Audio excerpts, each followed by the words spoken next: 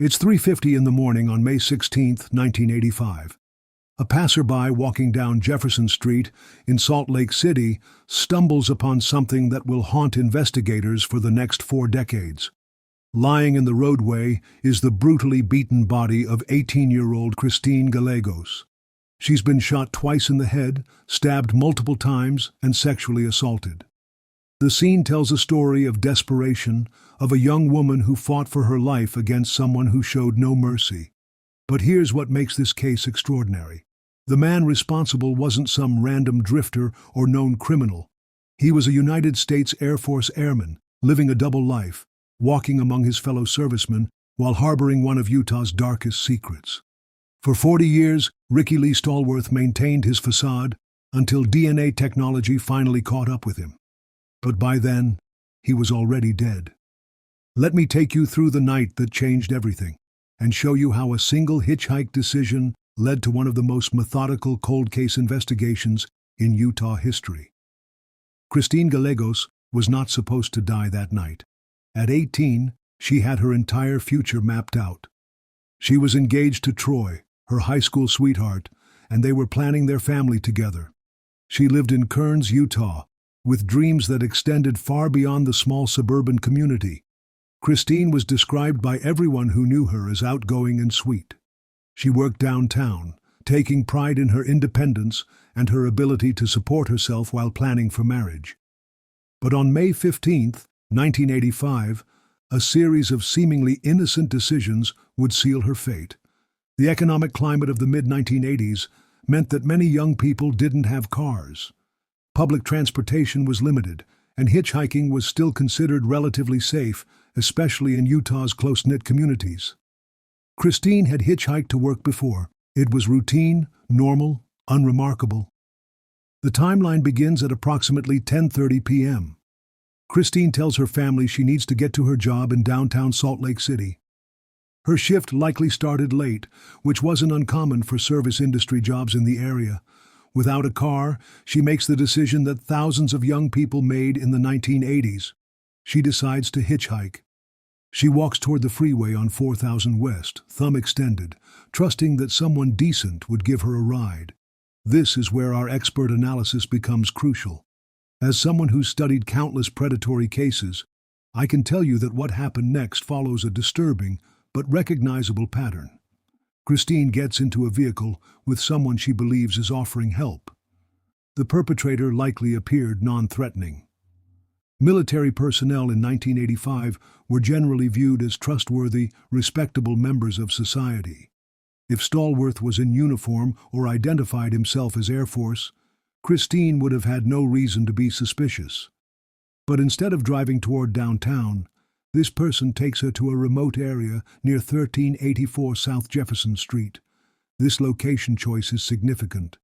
It's isolated enough for privacy, but accessible enough that the body would be discovered. This suggests local knowledge and premeditation.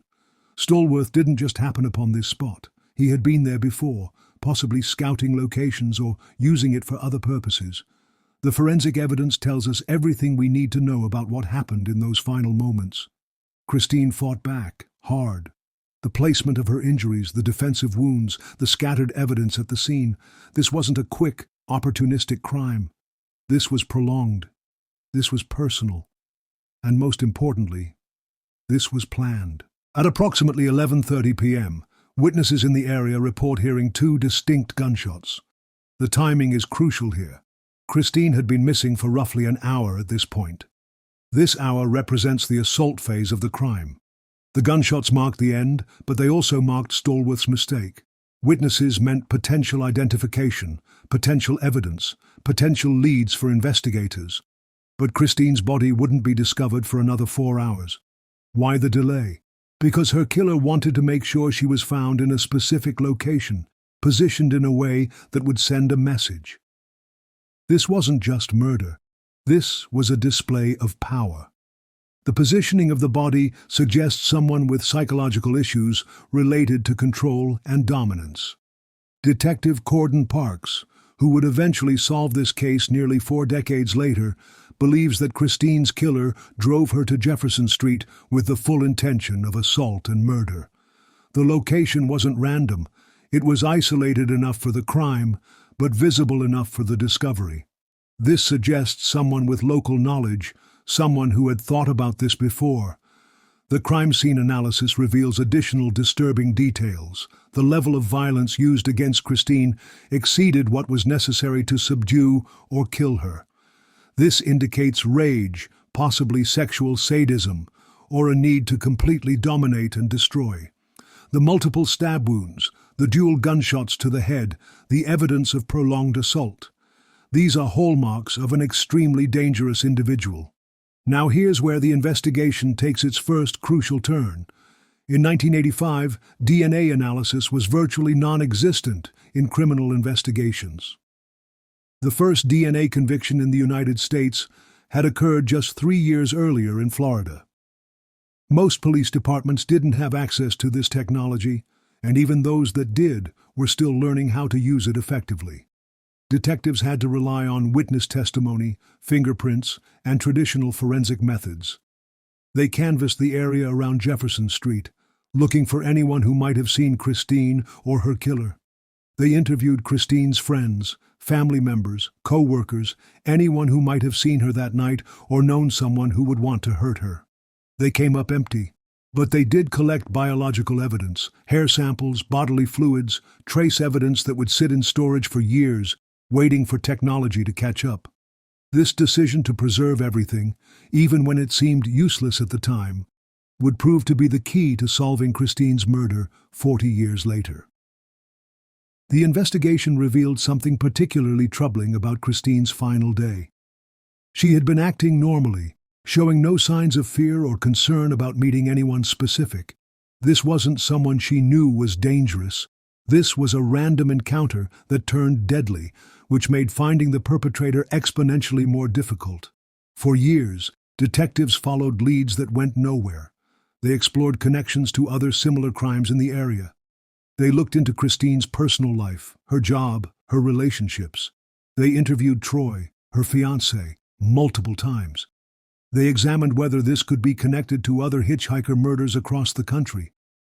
The FBI's Behavioral Analysis Unit was consulted to develop a psychological profile of the likely perpetrator. The profile suggested someone local, someone comfortable in the area, possibly someone with military or law enforcement training given the methodical nature of the crime. The profile also suggested someone who had likely committed similar crimes before or would commit them again. This wasn't the work of a first-time killer. Nothing stuck. The case went cold, but it never went away. By 2010, advances in DNA technology allowed investigators to enter the biological evidence from Christine's case into CODIS, the Combined DNA Index System. This national database compares DNA profiles from unsolved crimes with profiles from convicted offenders. For 13 years, Christine's case sat in that database, waiting for a match that never came. Here's what makes this case so fascinating from an investigative standpoint. The killer wasn't in the system. Ricky Lee Stallworth had never been arrested for a serious crime. He had never submitted DNA for any official database. He was, for all intents and purposes, invisible to law enforcement. But Stallworth wasn't invisible to everyone. His ex-wives, his friends, his fellow airmen at Hill Air Force Base, they all knew him. And according to Detective Parks, some of them weren't entirely surprised when law enforcement came calling. Online crime communities have speculated extensively about Stallworth's potential victims beyond Christine. Military personnel have unique advantages for committing crimes across state lines. They travel frequently, have training in weapons and combat techniques, and often have access to secure facilities where evidence could be disposed of. If you're fascinated by how modern DNA technology is revolutionizing cold case investigations like this one, and you want to see how investigators are connecting decades-old evidence to today's breakthroughs, make sure you hit that subscribe button. We're diving deep into cases where science meets justice, and the techniques being used will absolutely blow your mind. In 2023, Detective Parks made a decision that would change everything. He reached out to Utah's Cold Case Review Board and proposed using investigative genetic genealogy. This cutting-edge technique doesn't just look for direct matches in criminal databases. It examines family DNA connections, building family trees from genetic markers to identify potential suspects. The evidence was sent to Othram Labs in Texas, a company specializing in exactly this type of analysis. Using DNA from Christine's case, they began constructing a genetic profile that could be compared against civilian genealogy databases. People who had submitted their DNA to services like Ancestry DNA or 23andMe, never knowing their genetic information might solve a 40-year-old murder. Within months, a name emerged: Ricky Lee Stallworth.